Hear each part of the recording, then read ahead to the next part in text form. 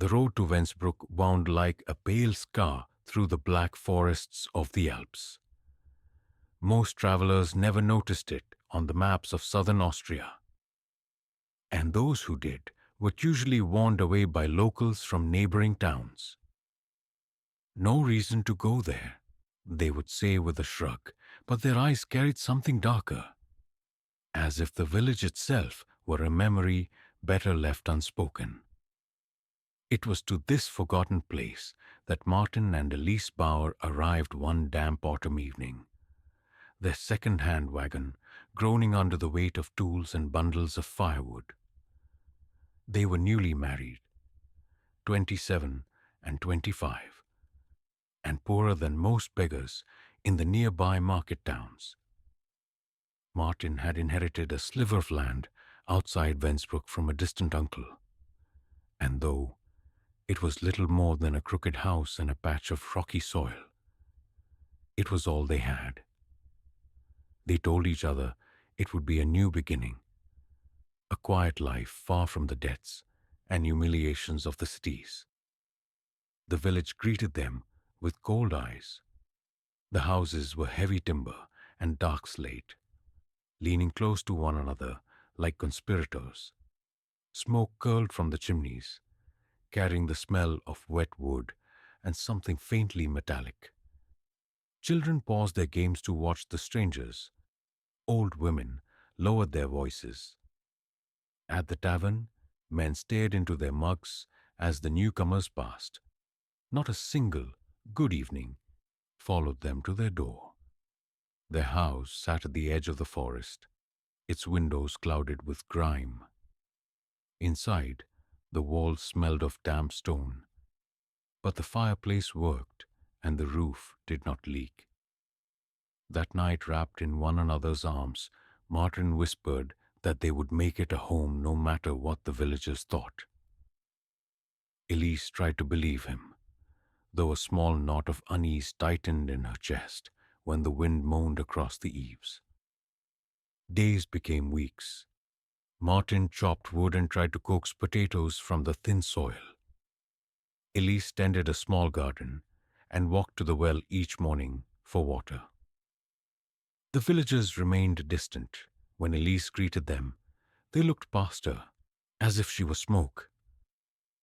At the market in the next valley, merchants tightened their grips on their scales when Martin approached. Prices mysteriously doubled. Rumors followed them home like shadows. At night, they heard laughter outside their shutters, footsteps on the gravel path, stones striking the roof. Once, they found a dead crow nailed to their door. One grey afternoon, Martin was digging a new trench behind the house when his spade struck something hard. At first he thought it was a root, but the dull clang was unmistakable. He cleared the soil with trembling hands and uncovered a small iron chest, black with age. The lock had long since rusted away.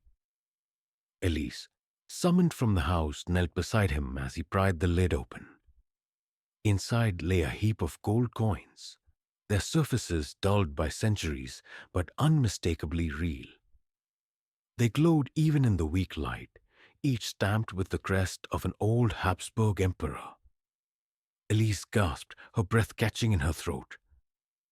Martin touched one with his thumb and felt the weight of 100 lifetimes of hunger and want.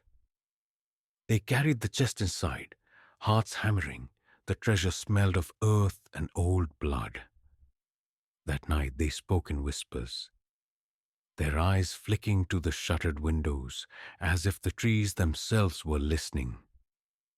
With this money, they could leave VensBruck forever. They could buy land in Salzburg, start a family, live like human beings instead of ghosts. But the next morning, the villagers seemed to know. Men lingered near their fence, pretending to mend tools while their eyes raked the house. Children whispered and pointed. At the well, Elise heard two women muttering in a dialect she barely understood, but one word chilled her: gold. That evening, the tavern keeper knocked on their door. He was a broad man named Otto, with a scar across his jaw. "Welcome to VensBruck," he said with a smile that never reached his eyes. "The council would like to speak with you tomorrow. Important village matters." Martin tried to demur, but Otto's gaze hardened. It would be unwise to refuse. The council met in the town hall, a low timbered building smelling of damp wool and smoke. 5 elders sat behind a heavy table. Their faces were lined like old bark, their eyes sharp and measuring. They asked polite questions about the couple's work, their plans, their finances. Each word felt like a trap. When Martin mentioned the difficulty of farming the rocky soil, one elder leaned forward and said softly, "Yet you will manage. VensBruck provides for its own. Outsiders must not take what is not freely given." No one mentioned gold, but Martin left trembling. Elise clutched his arm as they walked home through the fog-choked streets. Behind them, shutters closed one by one, like eyes turning away. That night, stones crashed against their door. Voices shouted from the darkness. "Thieves! Foreign rats!" The chest of coins lay beneath their bed, its presence as heavy as a corpse. Martin gripped an axe and stared at the door until dawn. Over the next days, the harassment grew. Their chickens were slaughtered, the garden trampled. Muddy footprints appeared on the stairs inside the house while they slept. Elise awoke once to find a crude symbol carved into the wall above their bed. A circle crossed with jagged lines, fresh wood shavings still on the floor. When they tried to seek help in the next valley, the path was blocked by a fallen tree that had not been there the day before. Martin argued they should flee at night, taking only a few coins. But each time they prepared, strange sounds drifted from the forest. Low whistles, the creak of branches, faint footsteps pacing just beyond the tree line. It felt as if the entire village watched from the dark, waiting. On the 4th night, a violent storm lashed the mountains. Wind howled through the cracks, carrying with it the smell of burning pine. Elise thought she heard a faint ringing beneath the thunder, a metallic chime like coins striking stone. When she looked toward the chest, the lid quivered as if something inside were trying to escape. Martin insisted it was her imagination, but he too avoided the chest now. The gold seemed to pulse in the dim light, each coin etched with tiny shapes that shifted when one looked away. Sometimes Elise thought she saw faces in the metal, screaming silently. The next morning the council returned, Otto at their head. They did not ask permission to enter. "You have something that belongs to VensBruck," the eldest said. His voice was soft but carried the weight of generations. "It was buried for a reason. Return it, and you may leave unharmed." Martin's hands clenched. "It's just old coins.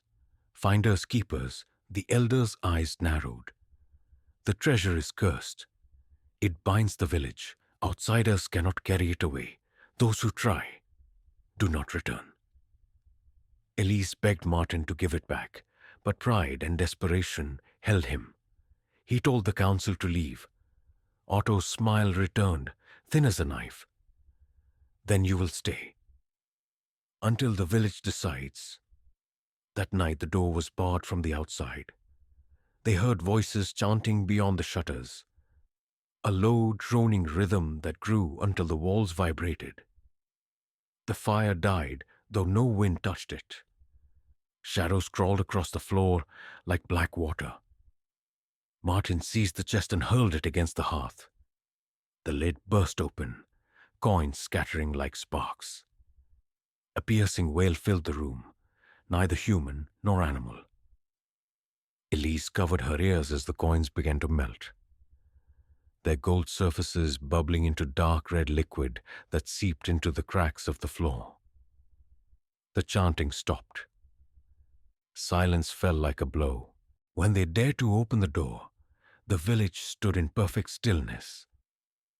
Every window glowed with faint light, though no lamps burned. The air smelled of iron and wet earth. In the distance, the council watched with expressionless faces. Otto raised a hand, and the villagers turned away as one, vanishing into the fog. At dawn, the chest was gone. Only a black stain remained on the floor, shaped like a circle crossed with jagged lines.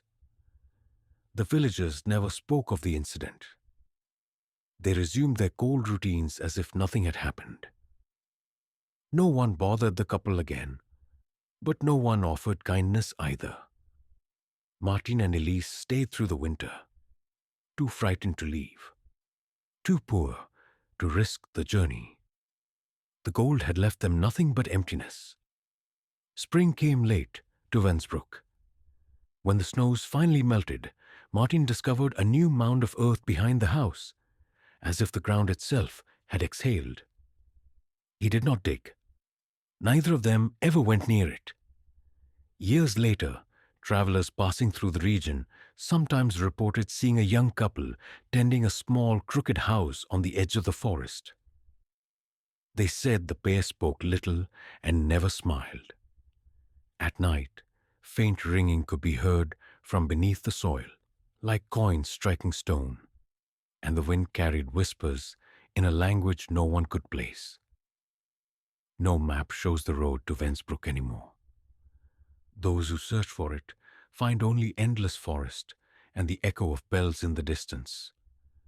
Some say the village still waits for the next desperate soul, someone hungry enough to dig where the ground is soft, someone willing to learn too late that some treasures are buried not to be found, but to keep the living from joining the dead.